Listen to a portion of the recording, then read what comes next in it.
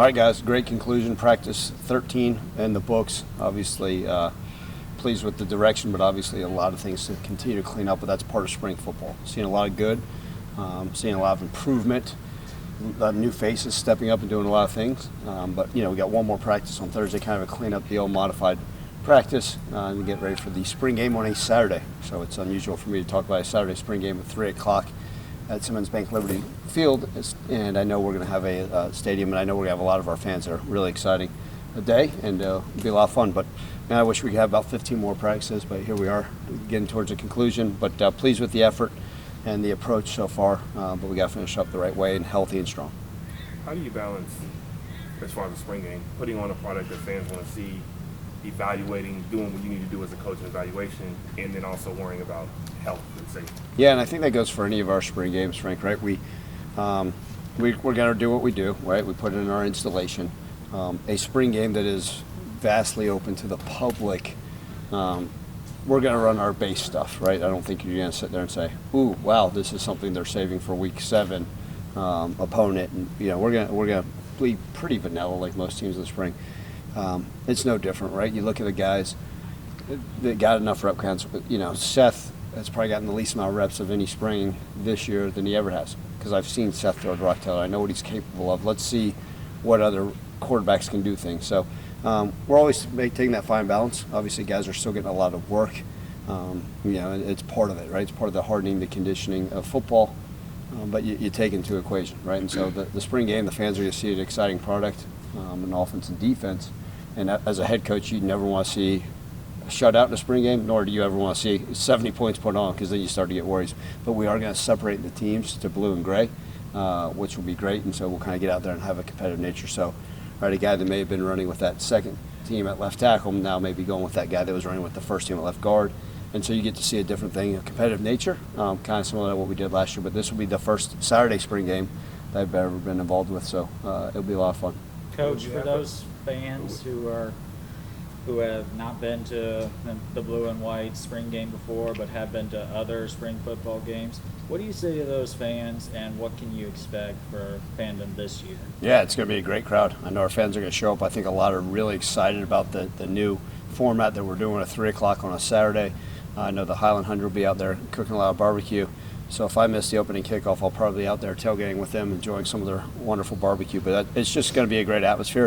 And it'll be a blue and gray game, separated on both sides, and it's going to be an exciting day. I think it does. A lot of people are excited about what the 2024 football season is going to look like, and this is just a sneak peek. I think people are hungry for football and the opportunity to go out there and watch their Tigers. Will it be just like Alabama's A-Day, where it'll be offense versus defense, and defense scores points? Or nope. So I have no idea what Alabama's A-Day was like. But like I said, we will literally separate teams. So we'll have a blue team, which will be accumulation of, say, 50 players on offense and defense combined, and then the gray team, which will be the same deal. So about 100 guys going out there and competing. Do you think you'll ever change that? I don't know if you saw Ole Miss's spring game, like the Grove Bowl.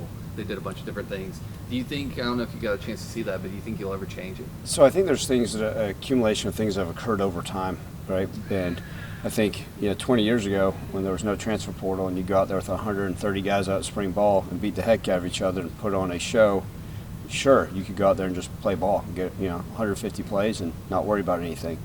Times have changed, right? One, you're dealing with the transfer portal right now. We're in the midst of it, right? So we're not at full numbers. But also at that same equation, we have more guys out for spring football than we've ever had in my time here at Memphis. So you've gotten the more numbers.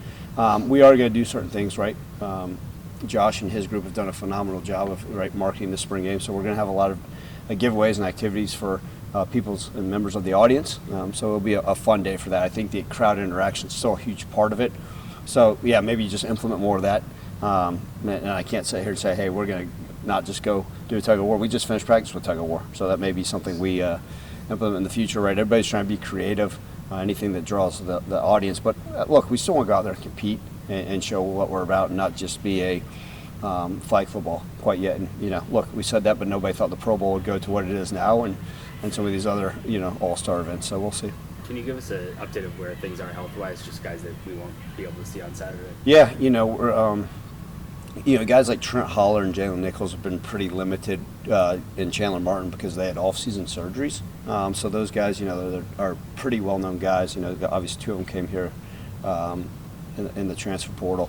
They won't be able to participate probably fully on Saturday, so you guys may see them in a different colored jersey or just not being able to get in. But I think we expect a full recovery on things. Javante Mackey was a young man that got hurt actually early on, and so he hadn't been able to participate in spring, so he won't be a participant there as well. Other than that, I feel like we're pretty healthy, right? There's some guys that we may be precautious with, some guys with some soft tissue stuff, Jonah, that I don't think, hey, when they come back for summer training in June, that will be prolonged injuries. But some soft tissue stuff we may take care of guys, and it's not because of, hopefully, knock on wood, anything major that requires surgery, just some soft tissue stuff to take care of them. When you have a QB situation like you have in Seth, where, like you said, you don't really have to worry about his ribs, how does that help you, give you more time to evaluate some of the guys under him? Absolutely, right? I mean, I think everybody says, hey, I'd like to get reps with the one wide receivers, the one offensive line, right? I mean, that's, every quarterback wants that, right? The best situation out there for them. And so it allows us, and Seth knows it, right? Like when we pull him off, now, I love his competitive nature. He's not sitting there saying, hey, take me out. He gets it. Keep him healthy as well. But then it allows you to see what guys are capable of. And, right, we got guys that are all competing for maybe that number 2 spot, and it hadn't been determined. And that's okay. That means we got guys we like. But, and I think Seth is obviously a young 4-year starter, right? But he's the one, right? Very few guys can we sit there and say, hey, this guy's for sure a starter on our team.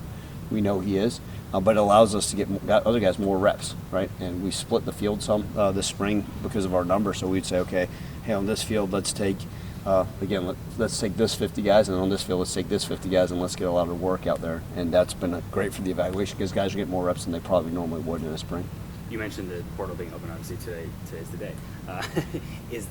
Do you approach the spring portal window differently? Like, are you looking for specific things, or is it kind of the same as in the winter, is just kind of see how everything pans out? Yeah, I mean, I think a lot of it, Jonah, occurs on like what are your needs, right? If all of a sudden tomorrow we're down 15 guys at one position, well then that's going to be a need.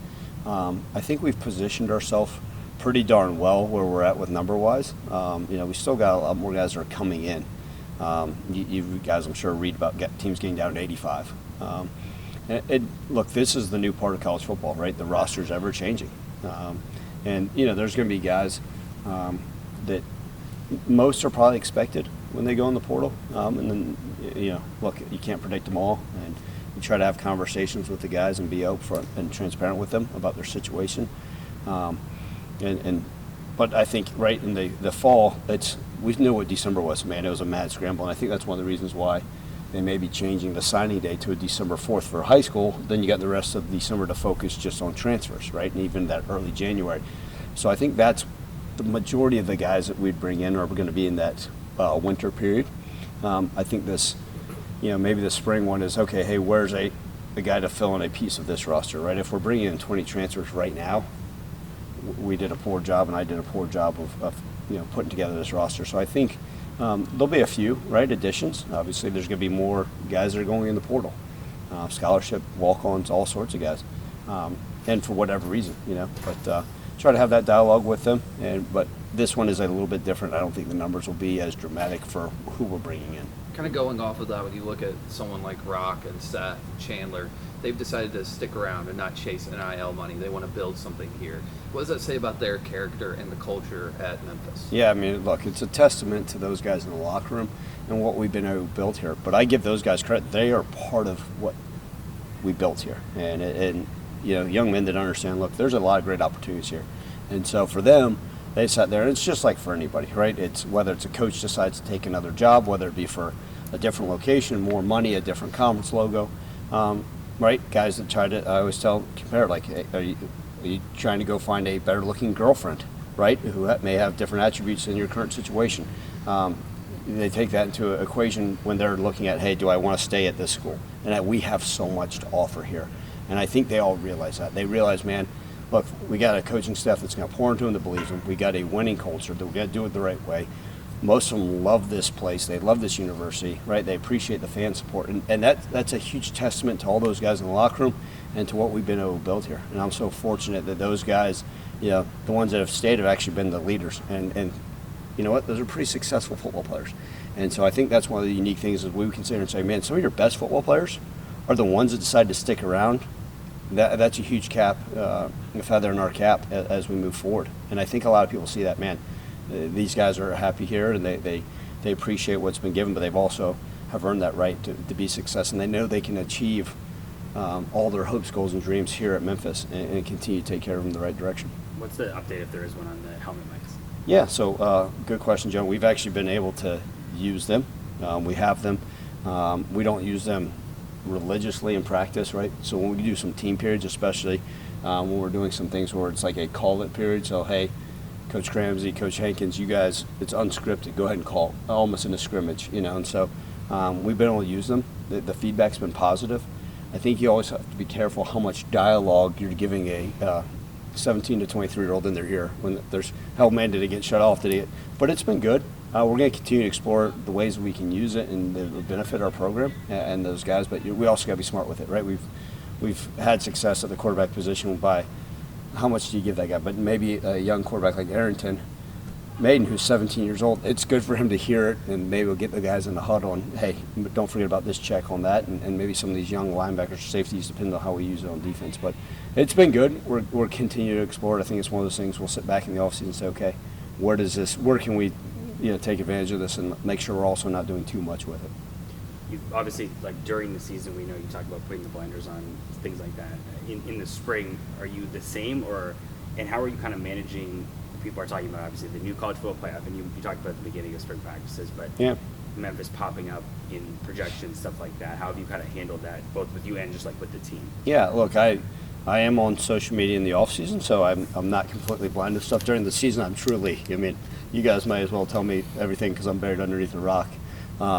So look, you do see things and you do hear it, and that's great. But we haven't proven or earned anything. I mean, we got to go out there and work harder than we ever have in order to garner any momentum going in. That stuff doesn't matter. And I talked to our team the other day about confidence, and confidence built in three different ways, right? The first way is preparation. It's kind of like the foundation of your house, right?